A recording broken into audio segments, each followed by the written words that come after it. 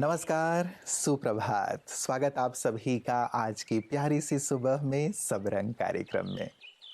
मित्रों, कहा जाता है कि सुंदरता से ज़्यादा मूल्य गुणों का है, क्योंकि सुंदरता तो समय के साथ ढल जाती है, लेकिन गुण ही हैं जो व्यक्ति को मूल्यवान बनाते हैं और ये गुण ही जीवन भर साथ बने रहते हैं, औरों को प्रेरित करते रहते हैं।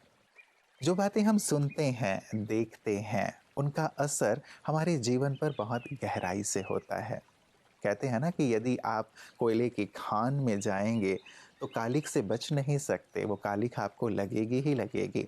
वैसे ही यदि हम सुंदर बातें सुनते हैं, उन्हें देखते हैं, पढ़ते हैं, तो वो भी हमारे व्यक्तित्व का हिस्सा बनते चले जाते हैं, क्योंकि उनका भी चाहे हम चाहें या ना चाहें, लेकिन एक असर हमारे जीवन पे पड़ता ही पड़ता है। और यही कारण है कि प्रतिदिन सुंदर सुवाक्य लेकर और सुंदर सुंदर बातें लेकर के हम सब रंग कार्यक्रम लेकर आपके सम्मुख उपस्थित होते हैं, ताकि जीवन सुवासित होता चले, सुंदरता से भरता चले, गुणों से भरता चले। तो आइए इस सुंदर बात के साथ चलते हैं आज के सुंदर सुवाक्य की ओर।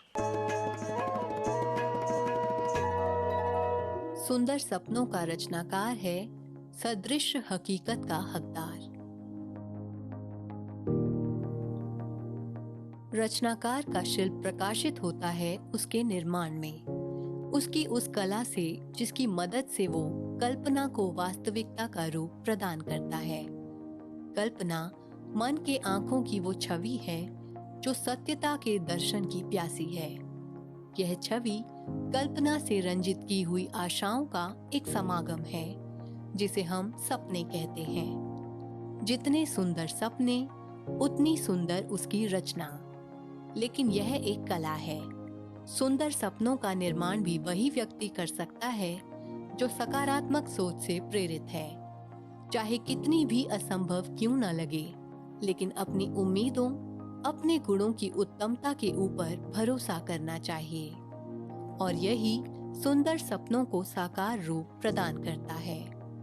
यह हमेशा याद रखिए कि खुद के सपनों के ऊपर विश्वास आपको उनकी पूर्ति में मदद करेगा, और आप उनके सफलता के हकदार भी होंगे। मित्रों, समय और स्वास्थ्य दो ऐसी हमारी संपत्ति हैं जो यदि हाथ से निकल गए तो फिर वापस मिलना बहुत कठिन हो जाता है। समय तो वापस आता ही नहीं, और स्वास्थ्य को भी वापस प्राप्त करने में हमें बहुत ही मुश्किलातों का सामना करना पड़ता है। और आपके लिए, आपके परिवार के लिए और हमारे लिए भी आपका स्वास्थ्य बहुत बहुत बहुत ज़रूरी है कि आप संपूर्ण रूप से स्वस्थ रहें और निश्चिंत होकर अपने जीवन का आनंद लें। इसीलिए हमारे इस सेगमेंट में, जिसमें हम बात करते हैं स्वास्थ्य की, लगातार कुछ दिनों से बात हो रही है ब्लड प्रेशर की, जिसमें डॉक्टर मेघना हमें इसकी गहराई बता रही हैं। आज वो हमें बता रही हैं कि ब्लड प्रेशर के सिम्टम्स क्या हैं। आइए सुनते हैं, ताकि हम इस बात का ध्यान रख सकें कि हमें ये हो तो हम क्या करें, और किस प्रकार से औरों का भी ध्यान इस पर दिला सकें। ओम शांति। हाई बीपी वाला पेशेंट क्या सिम्टम्स लेके आता है, उसमें लक्षण क्या पाए जाते हैं?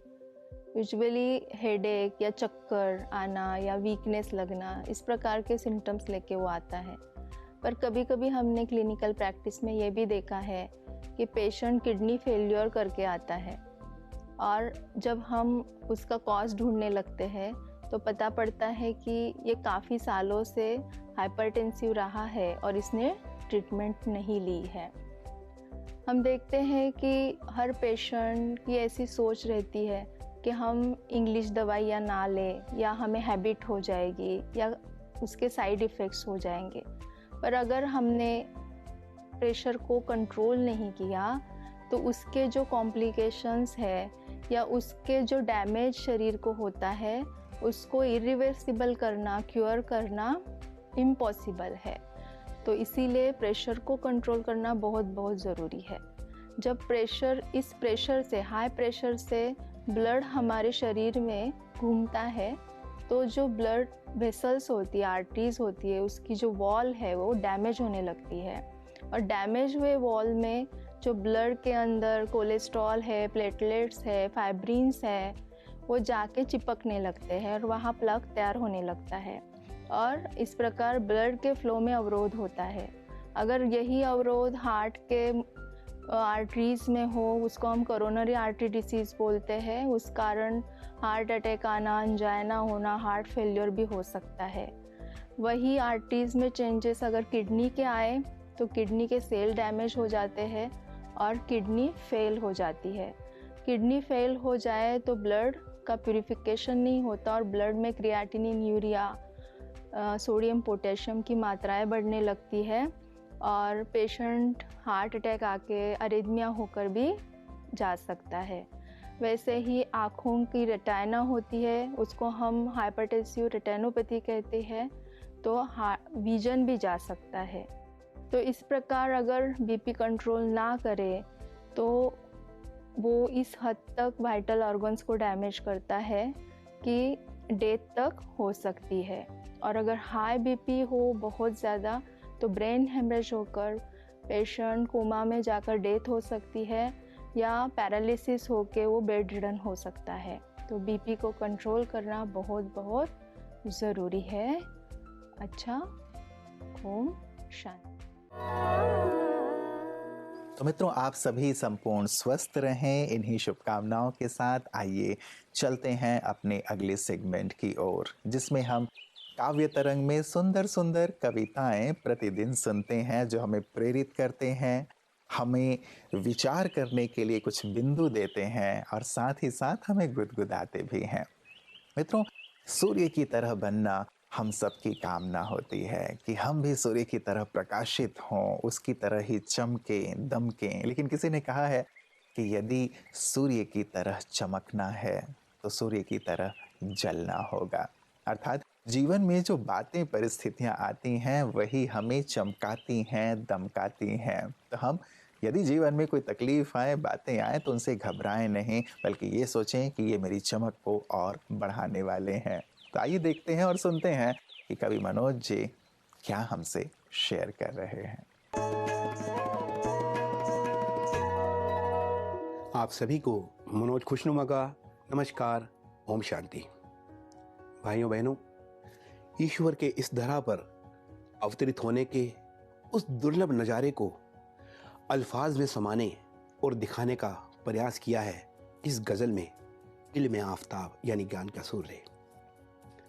वो ज़मीं पे तेरा आना इल्म आफताब था, वो ज़मीं पे तेरा आना इल्म आफताब था, वो रहमतें लुटाना रोशन महताब था, वो ज़मीं पे तेरा आना इल्म आफताब था।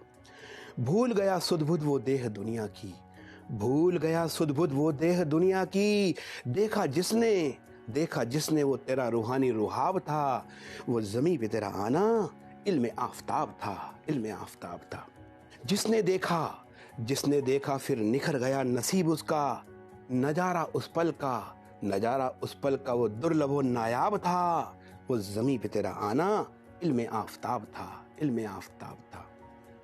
और तकदीर वालों ने ही पाया वो मंजरे नूर, तकदीर वालों ने ही पाया वो मंजरे नूर, था रूबरू वो जिसका शिद्दत से इंतखाब था, वो ज़मीं पे तेरा आना इल्म आफताब था। मुखातिब था खुद ही वो पाक परवरदिगार, कि जिक्र से ही जिसके होता लुत्फ लाजवाब था, वो ज़मीं पे तेरा आना इल्म आफताब था, इल्म आफताब था। और बनाने आया वो कायनात को जन्नत फिर से, सच किया हर आंख में जो सुख का ख्वाब था, वो ज़मीं पे तेरा आना इल्म आफताब था। और उसके आने से ही कायम है अनगिन उम्मीदें, सागर वो ही तो मेरे सुखों का बेहिसाब था, वो ज़मीं पे तेरा आना इल्म आफताब था। और गम ज़माने के भी तेरी यादों में भुलाए मैंने, तेरे इश्क का मेरी रूह में खिला गुलाब था, वो ज़मीं पे तेरा आना इल्म आफताब था।